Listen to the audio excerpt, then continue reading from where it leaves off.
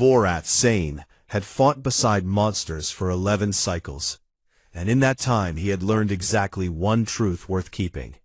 Do not learn their names. Names were hooks. Names sank into the soft tissue behind his carapace where logic couldn't reach, and when the owners of those names stopped breathing, the hooks didn't come out. They rusted in place. So Vorath cataloged his allies by species, by function, by threat index. The Gren were siege meat. The Ilsari were venom and vanish. His own Kethvari were the war spine of any coalition force. Forearmed and carapace-born, and built for exactly one thing the universe kept demanding. He stood on the staging moon of Verath IV and watched the allied forces assemble across a plain of gray dust. And he counted the ways each species could kill. It calmed him the way other beings were calmed by music. The Gren heavy troops marched in blocks of 40, each one 12 feet of bone-plated muscle that could crack a ship hull with a closed fist. Their footsteps made the dust jump. Behind them, the Ilsari infiltrators moved in clusters that seemed to fold into shadow when you weren't looking directly at them, their venom sacs pulsing faintly green under translucent skin. A single Ilsari could kill 30 hollow drones in silence before the hive even registered the loss. Then there were the Salthari. General Andara stood at the command platform like a mountain that had learned to think. Silicon-based, ancient, enormous. Andara had commanded coalition campaigns before Vorath's species had learned to sharpen metal. When Andara spoke, the sound came from everywhere at once, deep enough to feel in the joints. Vorath respected all of them, respected what they were made of. What evolution had spent millions of years sharpening into edges. And then he saw the humans, 6 of them. They came off a transport shuttle that looked like it had been repaired with tape and stubbornness, carrying packs that seemed too heavy for their frames. No exoskeletons, no armor plating, beyond a thin layer of something they called Kevlar that wouldn't stop a Kethvari training blade. No claws, no venom. Their teeth were flat and blunt, useful for chewing plants and not much else. Their skin bruised if you looked at it wrong. Vorath watched them cross the staging ground and thought, these are not soldiers. These are someone's lost luggage. The one in front was lean and moved with an economy that Vorath might have mistaken for training if the body doing the moving hadn't looked so fundamentally breakable. Staff Sergeant Cole Marsh, the briefing file said. Vorath did not intend to remember that name. Behind him, a woman with dark hair tied back in a knot was talking. She had not stopped talking since she stepped off the shuttle. She talked to the man beside her, she talked to the supply crates, and she appeared to be narrating the dust. Combat medic Lena Voss. She looked like she weighed less than one of Vorath's arms. The youngest one, a kid really, by any species standard, was grinning. Not smiling, grinning. The kind of wide, teeth-baring expression that among Kethvari signaled either territorial challenge or brain damage. He hoisted his pack higher and said something that made Lena laugh, and the quiet one beside him, a thick-armed man carrying demolition equipment, shake his head without looking up. The last was a woman with short-cropped hair and a comm unit already pressed to her ear, speaking in what Vorath recognized as Salthari trade dialect. She also appeared to be insulting someone's parentage in it, which was impressive, given that Salthari reproduced through mineral fusion and didn't technically have parents. 6. Against the Hollow. The Hollow, which had eaten the Therix cluster. The Hollow, which digested civilizations the way a fungus digests a log, slowly, completely, from the inside. The Hollow which adapted to every weapon and learned from every battle, and never ever stopped. 6 soft little creatures with flat teeth. Vorath turned away. The war briefing lasted 3 hours. General Andara assigned sectors with the precision of a being that thought in geological time. The Gren got the central breach corridor, meat against meat, the kind of fight they were bred for. The Ilsari drew tunnel infiltration on the southern ridge, Vorath's Kethvari were tasked with heavy assault on the eastern flank, 4 squads deep, rotating on a damage cycle. The humans got Sector 7 North, a flanking position so far from the main push, it was practically a different war. Afterthought duty. Guard the luggage duty. Vorath watched the human sergeant, Alcott, the one with the comm unit, translate the orders for her squad. She did it cleanly, accurately, and then added a word at the end that Vorath didn't recognize. 3 of the alien delegates turned their heads. A Gren captain blinked all 4 eyes. Vorath later learned the word was a human vulgarity so structurally creative that it had briefly overloaded a Devani linguist's translation implant. After the briefing, the one called Marsh approached Vorath. He was short. Every human was short compared to Kethvari, but this one seemed to condense the shortness into something deliberate, as though he had chosen to take up less space and was daring the universe to fill the rest. He stood in front of Vorath, 8 feet of war-hardened carapace, and did not look up. He looked straight ahead, at the center of Vorath's chest plate, and spoke in a voice so level it didn't seem to come from a living thing. "Patrol overlaps," Marsh said. "Your eastern runs cross our northern perimeter between 0300 and 0500. We should coordinate." Vorath looked down at the creature requesting a meeting like it was an equal. "Your sector is non-critical," Vorath said. "Sure," Marsh said. The word had no inflection. It agreed and dismissed at the same time. "Coordinate anyway?" Vorath agreed, mostly to make Marsh leave. The human stillness was wrong in a way Vorath's instincts couldn't name. Among Kethvari, perfect stillness meant one thing only: something was about to strike. The attack came 2 days early. Vorath was in his command shelter when the ground shook and the sky turned the color of infection. The Hollow's forward swarm poured over the northern ridge in a wave of chitinous bodies and screaming pheromone signals. Thousands of drone forms moving with the unified purpose of a single terrible mind. The staging moon became a killing floor.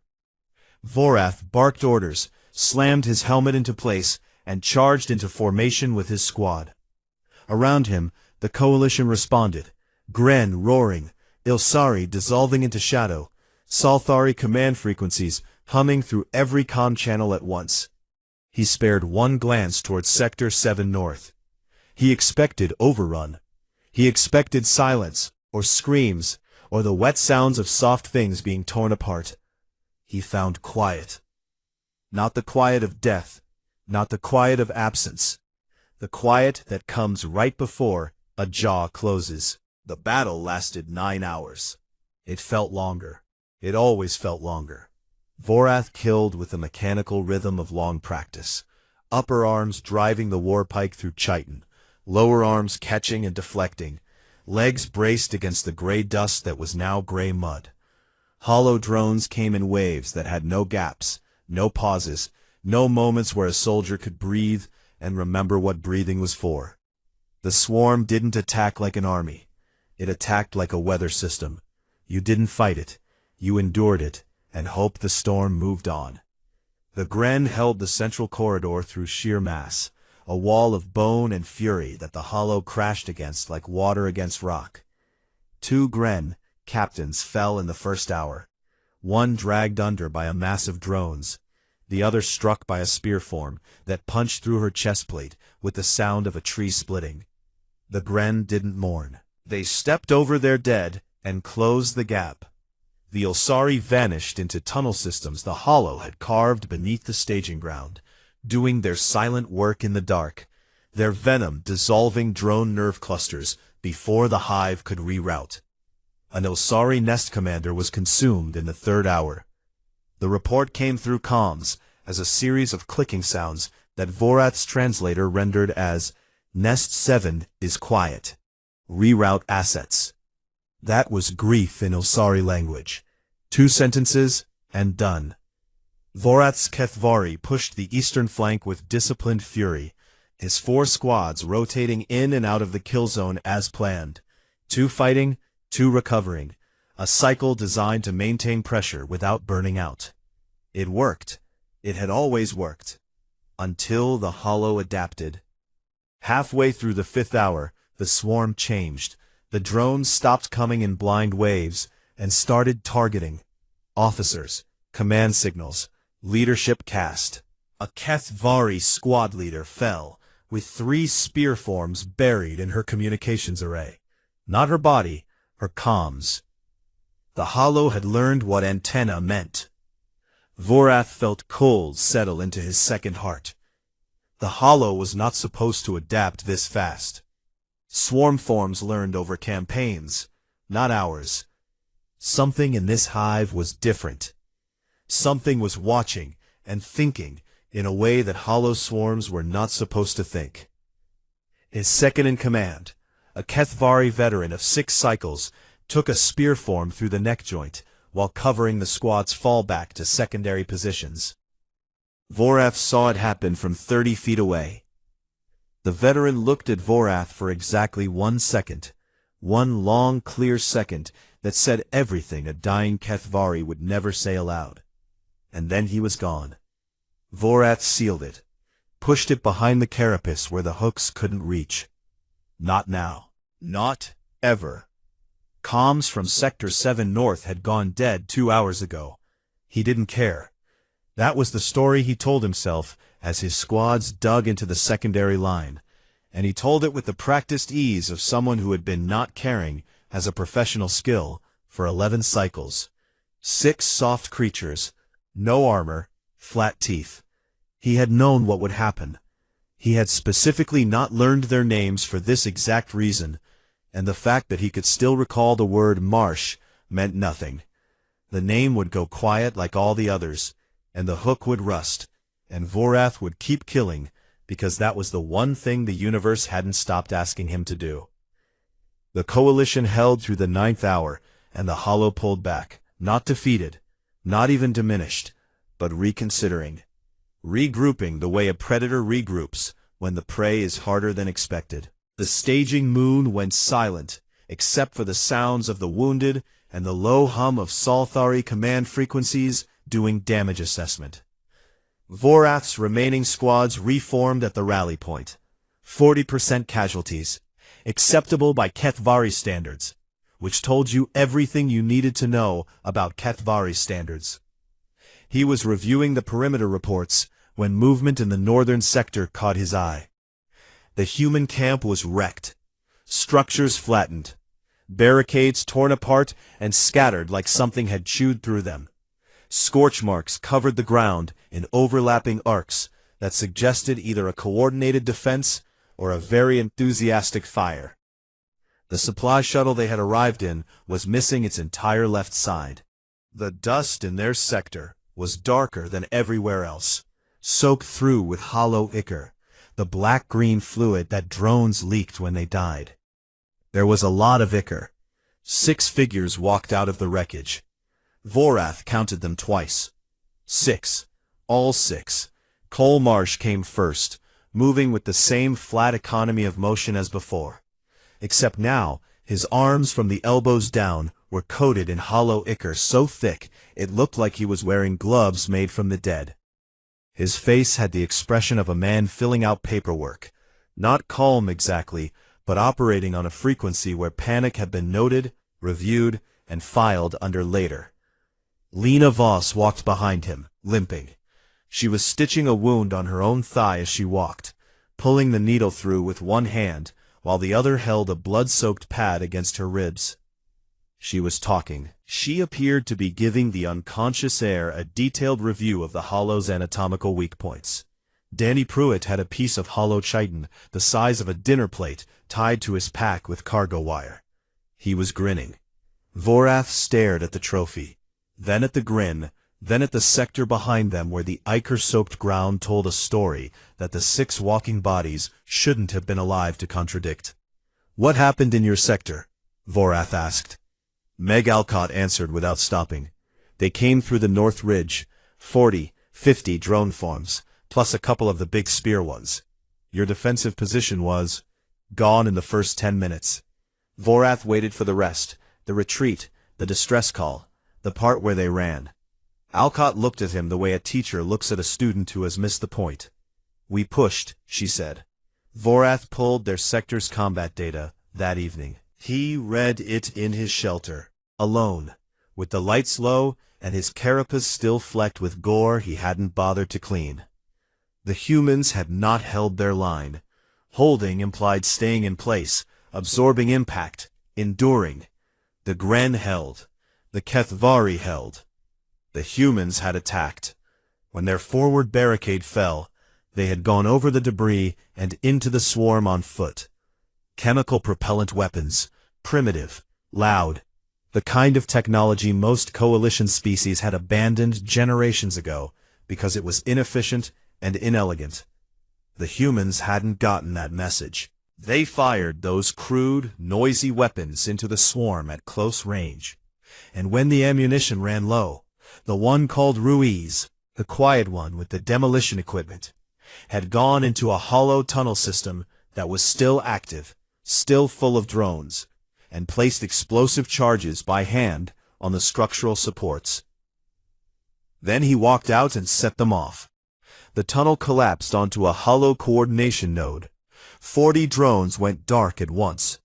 The swarm in Sector 7 North lost cohesion for exactly 90 seconds. And in those 90 seconds, the other 5 humans killed everything that was still moving. Vorath set the datapad down. He sat in the dark for a long time. Tail, the Devani scout, found him later. She was small and quick, and her bioluminescence shifted colors with her mood. Blue for calm, white for alarm. A deep amber for the complicated emotion her species called recognition of something that changes the shape of what you thought you knew. She was glowing amber. "They don't fight like prey," Tail said. "They don't fight like predators either." Vorath said nothing. "They fight like something that decided to be dangerous," she said, "and hasn't stopped deciding." The next morning, a revised deployment order came through from General Ondara's command platform. No announcement, no explanation, just a quiet reassignment buried in the daily logistics update. The humans were moved from Sector 7 North to Forward Advisory. Vorath read the order twice. He didn't say anything. But he noticed that his hands, all 4 of them, had gone still, the way Kethvari hands went still when something in the environment had changed from background noise to active threat, or active interest. He wasn't sure which was more dangerous. The forward push toward the Hollow's core node began on the 4th day, and Vorath found himself walking 30 feet behind 5 humans and 1 Devani scout who had decided, without being asked, that Lena Voss was the most interesting person in the war.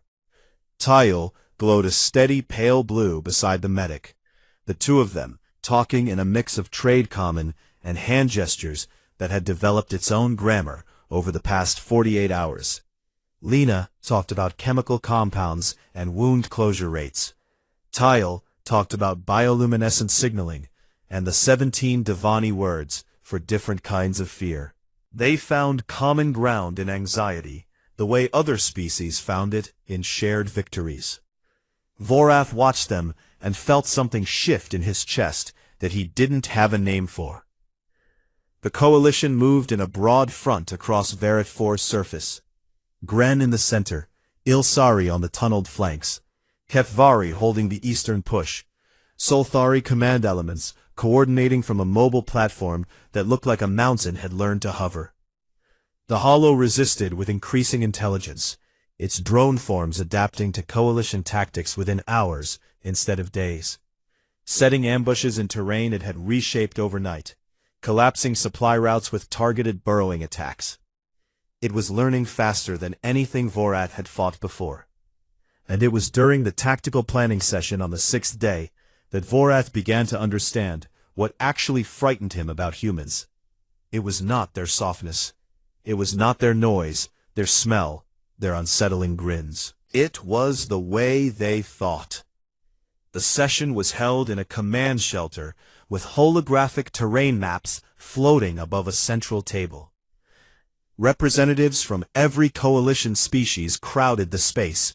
Gren commanders who had to duck to fit through the door. Ilsari officers who kept to the shadows by instinct. Kethvari squad leaders standing in rigid formation. General Ondara attended as a projected presence, too large to fit inside any structure built for mortal-sized beings. The core node was buried beneath a ridge of fused biomass on the planet's northern hemisphere.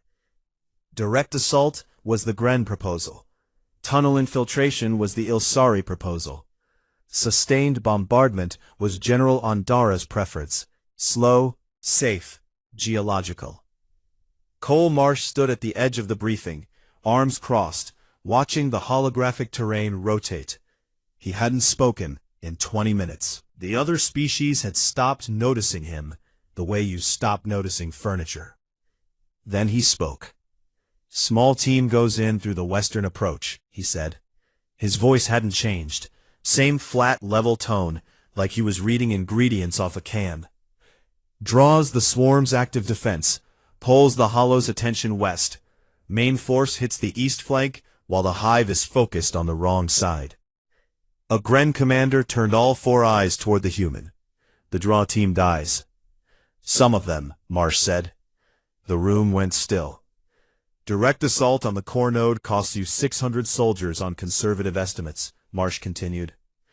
"The draw team loses 3, maybe 4. The rest of the coalition takes the node while the hollow is looking at us." He paused. "That's the math." Vorath stared at the human. Not at the plan. The plan was sound. Reckless by Kethvari standards, suicidal by Gren standards, but tactically sound. What Vorath stared at was the face of the man delivering it. There was no bravado in it, no death-wish romanticism. Marsh had priced his own people's lives the way a merchant prices inventory, coldly, accurately, and with full awareness of the cost. "You would lead this team," Vorath said. It was not a question. "Yes, and your soldiers would follow." Marsh looked at Vorath for the first time. His eyes were the color of creek water in winter. Gray-green, clear, and absolutely empty of anything Vorath could read. "They'll volunteer before I finish asking." Vorath believed him. That was the worst part. The session broke for 2 hours, while Ondara considered the proposal. And Vorath spent those 2 hours watching the humans do things that made less sense than the briefing. Lena Voss treated a wounded Kethvari warrior in the medical tent. The warrior was 4 times her size. His carapace cracked along the dorsal ridge, leaking fluid that was mildly toxic to most carbon-based species. Lena's hands were bare. She had run out of protective gloves 6 hours ago and hadn't mentioned it. She worked with instruments designed for human anatomy on a body built nothing like her own, adapting techniques in real time, improvising closures with adhesive compounds she mixed from field supplies that were never intended for alien biology. She talked the entire time. "Okay, big guy, this part's going to sting, and I know sting doesn't translate great into Kethvari, but think of it like, you know when you get dust in your joint plates? Like that, but deeper. I'm sealing the membrane under the crack. See, because if I leave it open, you're going to leak out everything important, and I've already lost 1 patient to dehydration this week, and my pride can't take another hit like that." The Kethvari warriors survived. Vorath watched Lena walk out of the tent afterward. She made it 15 steps before her hands started shaking. They shook for 10 minutes. She held them in front of her and watched them tremble with an expression of tired familiarity, like greeting an old dog she didn't particularly like, but had learned to live with. She never stopped walking. The hands shook, and she walked, and then the shaking stopped, and she went to the next patient. In the staging area behind the command shelter, Danny Pruitt had found a young Gren warrior. The Gren was 17 feet tall if he straightened up, which he didn't, because he was crouched on his massive haunches trying to learn a human hand-clapping game. Danny's hands were the size of a Gren's single knuckle. The Gren kept missing. His palms were wider than Danny's entire torso, and every time their hands failed to connect, Danny laughed so hard he had to sit down, and the Gren made a low rumbling sound that might have been confusion, or might have been the Gren version of the same thing. They tried again, missed again, laughed again. Vorath watched this small, grinning creature slapping his tiny palms against the hands of a being bred for siege warfare, and something cracked at his chest. Not broke, cracked, the way ice cracks when the temperature shifts. Not a collapse, but a signal that the structure underneath was changing. Meg Alcott was in the signals tent, where she had been for the past 3 days. She had intercepted a hollow communication frequency, a low-band pheromone pulse that the Coalition's standard equipment had dismissed as background noise. Alcott had not dismissed it. She had been listening to it, recording it, cross-referencing the pulse patterns with known hollow behavioral data, building a predictive model of swarm movement on a handheld computing device that, according to the Salthari tech officers, shouldn't have had the processing power to run the software she was running on it. When a Kethvari signals officer asked how she was doing it, Alcott looked up with eyes that had red lines where white should have been, and said, "I don't sleep much." She said it the way someone else might say they were left-handed, a fact about themselves that had stopped being interesting a long time ago. The draw team mission was approved at dusk. Cole Marsh briefed his people in the human camp. No ceremony, no speeches, just the plan laid out in that flat voice, while the sun sank behind a ridge of hollow biomass that pulsed faintly in the dying light. Hector Ruiz nodded once and started checking his charges. Lena Voss said, "Somebody has to keep those idiots breathing," and began packing her medkit. Danny Pruitt grinned. Meg Alcott would stay on comms, their voice in the dark, the thread connecting them to the Coalition and to each other. Vorath was not assigned to the draw team. He had no reason to be there. His Kethvari squads would lead the eastern assault once the Hollow's attention shifted. He found Marsh at the edge of camp an hour before departure. "I'm coming with you," Vorath said. Marsh looked at him, that same flat, unreadable gaze. Why? Vorath thought about all the names he'd refused to learn, all the hooks he'd avoided. 11 cycles of keeping himself clean and empty, so the war couldn't reach the soft parts behind his carapace.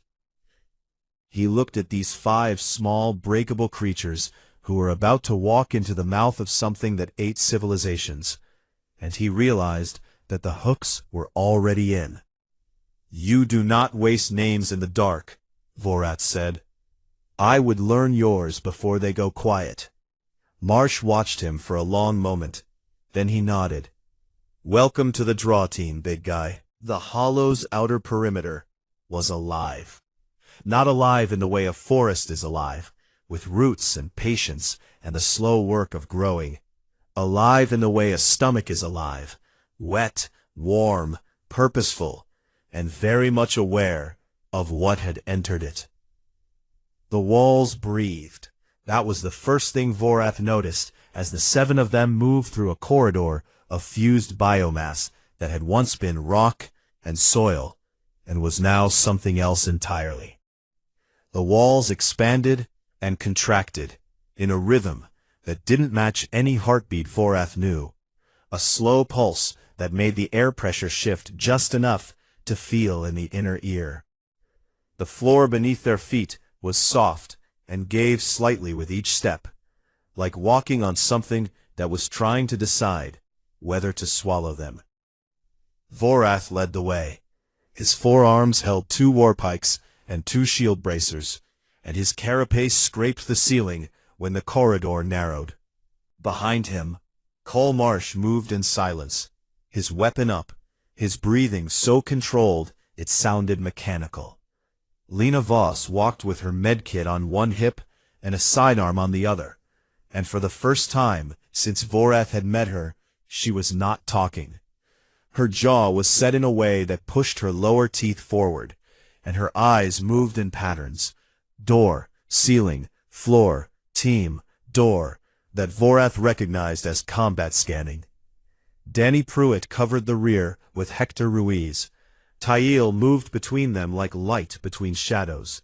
Her bioluminescence dimmed to almost nothing, a faint amber glow that pulsed when her anxiety spiked.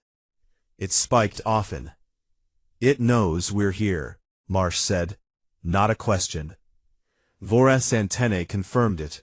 The hollow's pheromone signals were thick in the air, a chemical language that said, "Found, found, found," in overlapping waves. Drones were being redirected toward their corridor. He could feel the vibrations through the floor. "It is hurting us," Vorath said. "Good," Marsh said. Vorath turned one eye toward the human. "If it's hurting us," Marsh said, "it's not watching the east flank. That's where Ondara hits."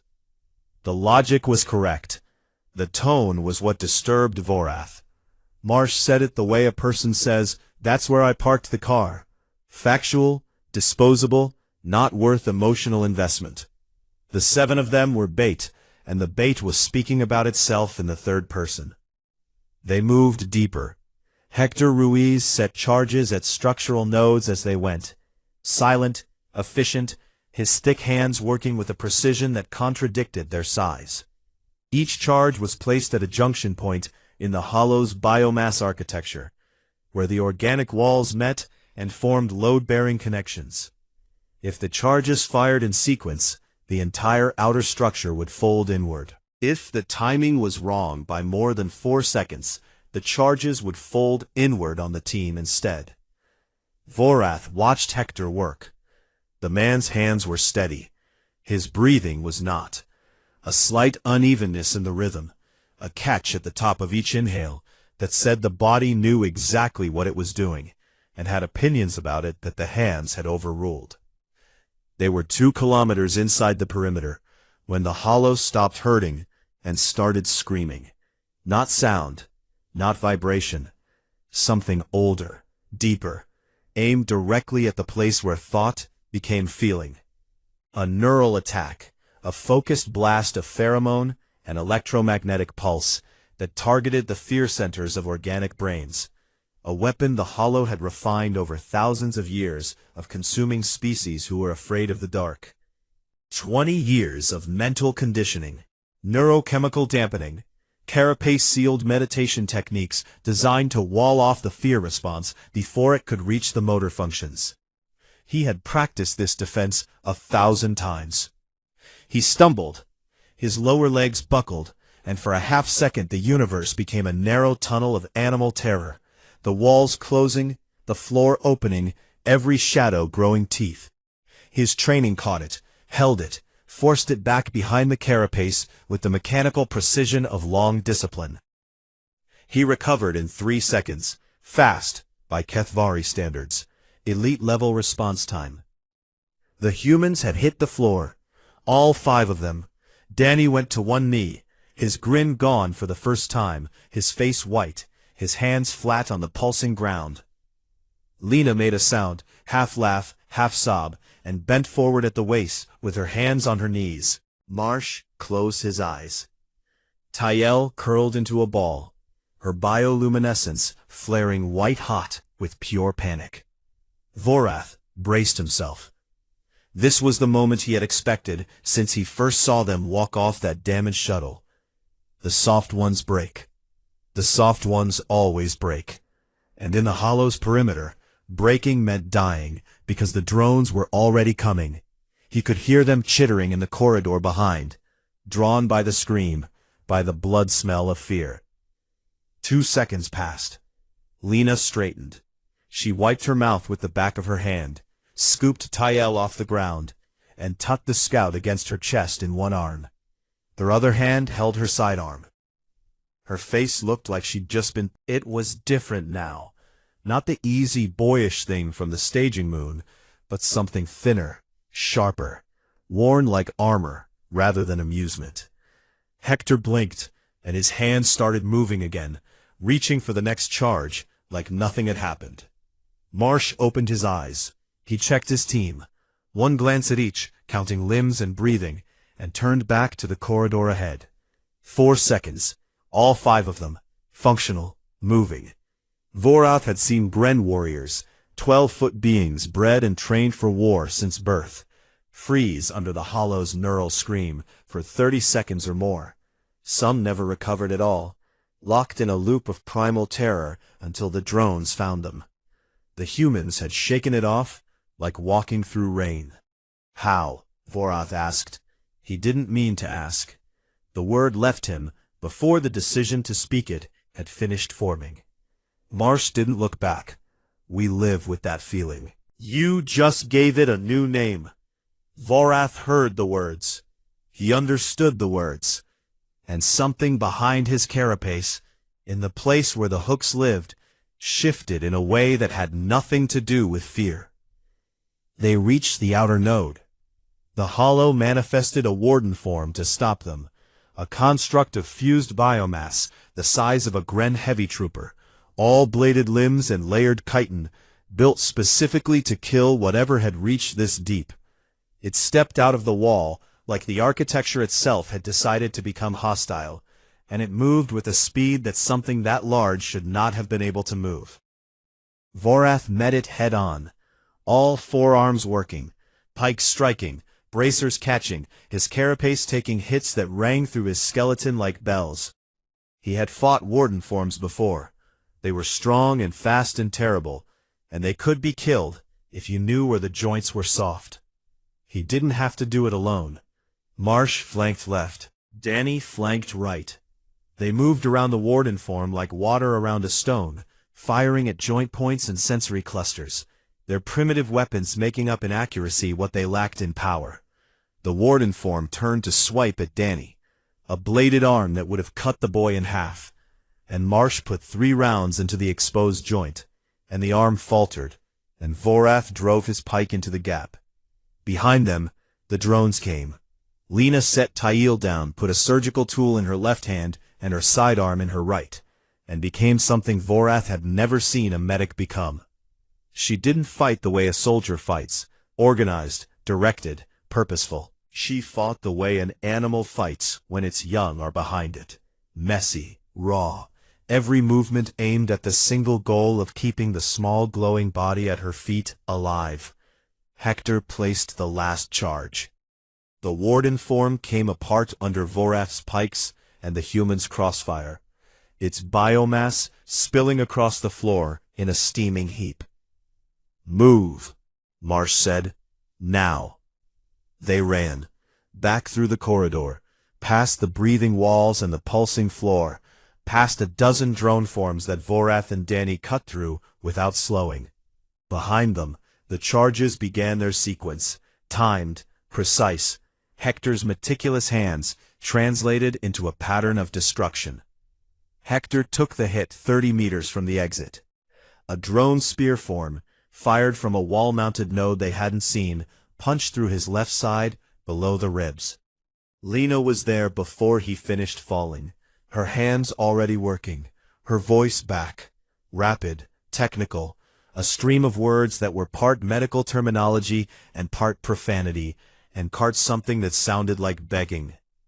"Move," Marsh said again. The word meant something different now, not a command to the team, but a plea to the universe. The math said leave him. The mission math, the draw team math, the cold equation Marsh had laid out in the briefing room. 3, maybe 4. The math had always included this possibility. This was the cost Marsh had priced. Nobody moved toward the exit. Danny took a position at the corridor mouth and fired into the dark. Marsh covered the opposite angle. Vorath stood over Lena and Hector like a wall, the real kind, made of armor and will, and killed everything that came within reach of his pikes. "Got it," Lena said. Her voice cracked on the second word. "He moves now or not at all." Vorath reached down with his 2 lower arms and picked Hector Ruiz off the ground the way a parent picks up a child. The man weighed nothing. All humans weighed nothing. The demolitions equipment on his back weighed more than he did. The charges blew. The corridor folded. The walls screamed. A real sound this time. Not a neural weapon, but the noise of a living structure being torn apart from the inside. Vorath ran. He carried the human 300 meters through collapsing architecture, through dust and debris, and the shrieking death of a hollow node that had stood for centuries, and the entire time he felt the small body in his arms breathing, shallow, uneven, but breathing.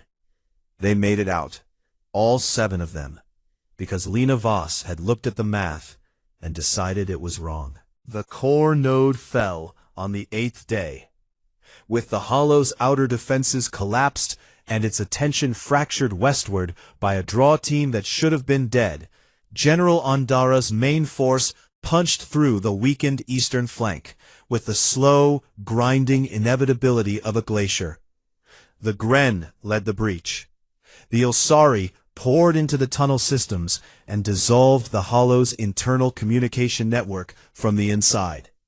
Vorath's Kethvari squads drove the final push into the core chamber itself, where the hive mind's central mass pulsed with the accumulated intelligence of 1,000 consumed worlds. It died the way all things die when they are large and old and have forgotten what it means to be afraid. It died confused. Verath 4 was quiet after that. The wrong kind of quiet. Not peace, but exhaustion. The ground was scorched and scarred and soaked with fluids from a dozen species, and the sky had a haze to it that wouldn't clear for months, a thin veil of particulate that was partly dust and partly the remains of things that had been alive 8 days ago. The coalition held a muster on the staging plane where it had all started. Species that had arrived in organized formations now stood in ragged clusters, the gaps in their ranks speaking louder than any casualty report. The Gren had lost 1/3 of their force, the Ilsari had lost 2 full nests, the Kethvari had lost 44% across all squads, and Vorath felt each absence as a cold spot on the map of his awareness, places where signals should have been and weren't. The humans had lost no one. Vorath sat in his shelter that evening and tried to write his battle report. The document was a standard coalition form: species assessment, tactical contribution, combat rating, recommended future deployment. He had filled out hundreds of these. Species reduced to data. Contributions measured in kill counts and territory held. Recommendations expressed in the efficient, clinical language the coalition used to talk about death without actually saying the word. He reached the section on the human contingent and stopped writing. The cursor blinked on an empty field. Species assessment. What were they? How did he categorize what he had seen? He put the report aside. Instead, he walked to the human camp. It was smaller than any other species staging area.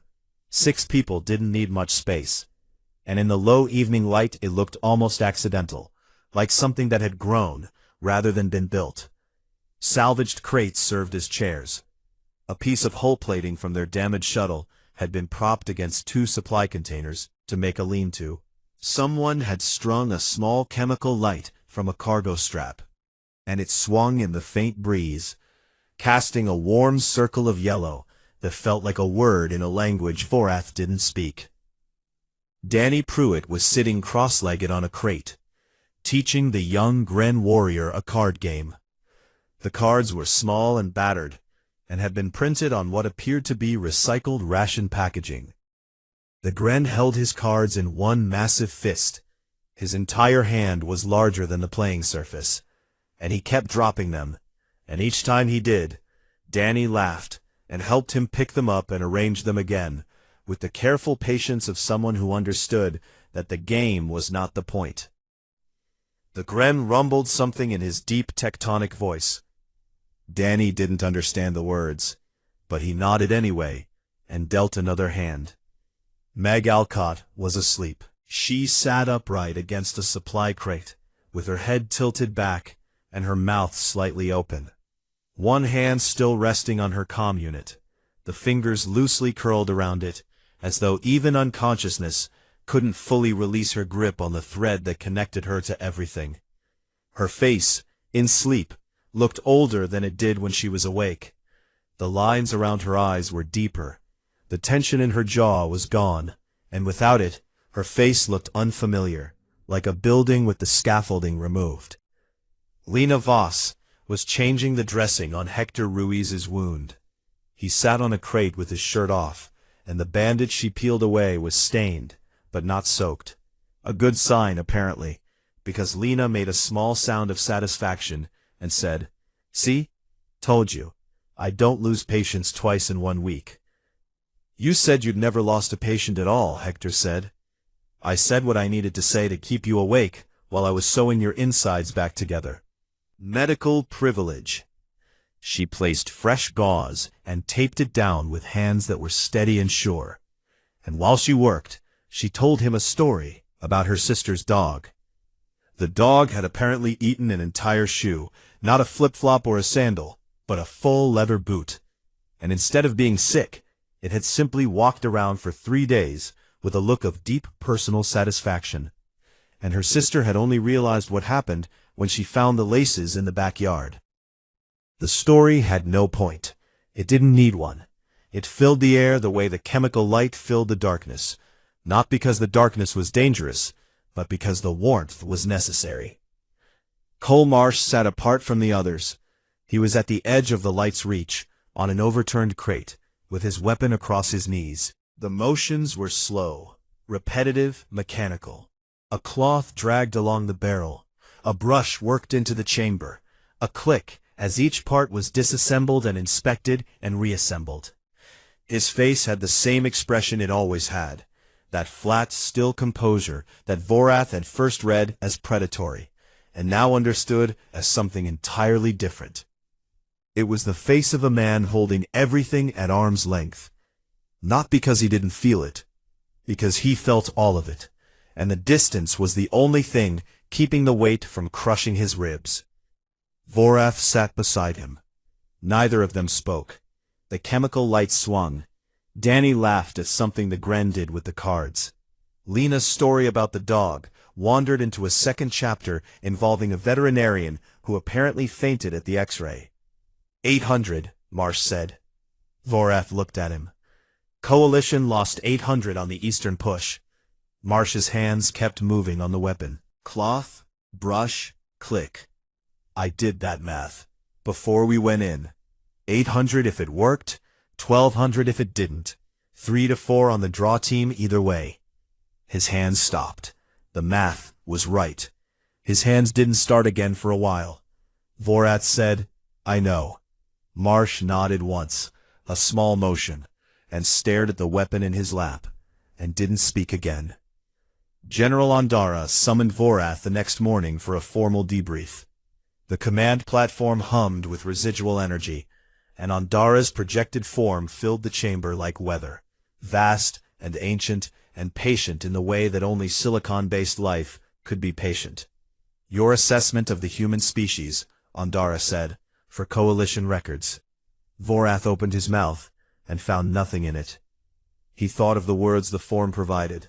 Effective, resilient, tactically creative, adaptable, high morale under adverse conditions, recommended for future deployment. Each word was true, and each word was nothing. You could write those words about a good piece of equipment.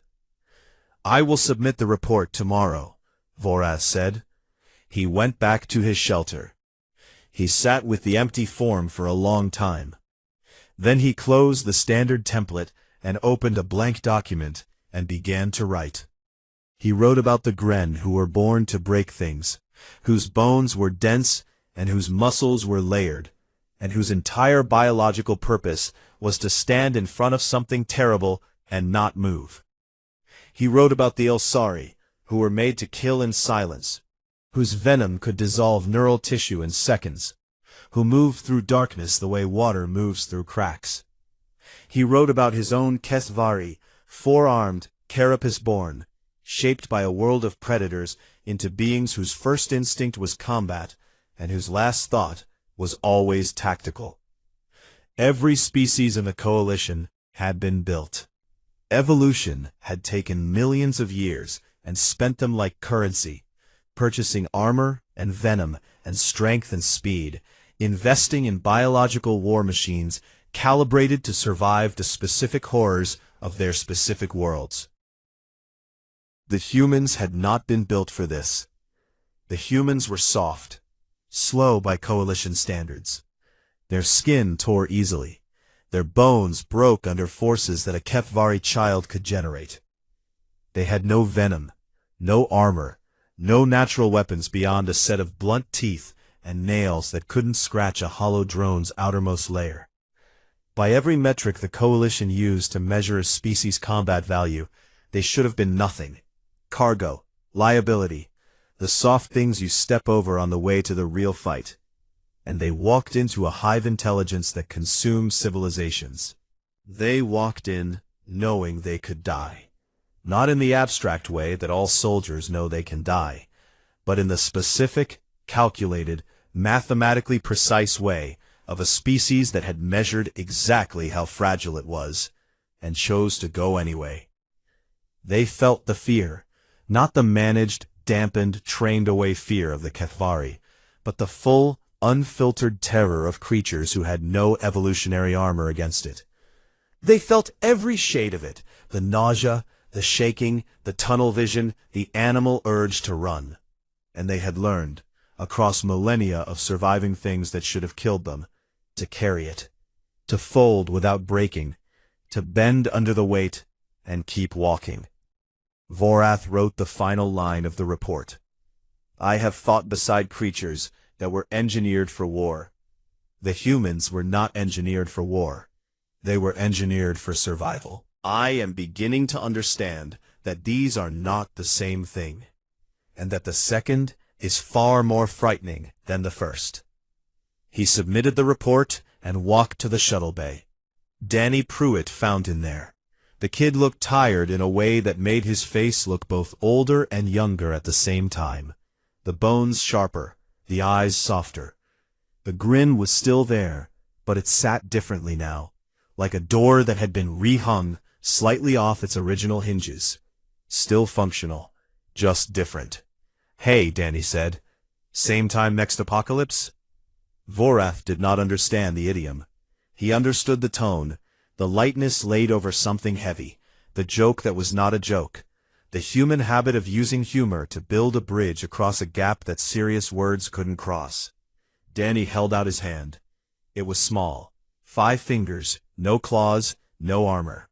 The skin was soft and slightly rough at the palm, the kind of surface that could be cut by a careless stone. The nails were flat and blunt, and good for absolutely nothing. Vorath took the hand.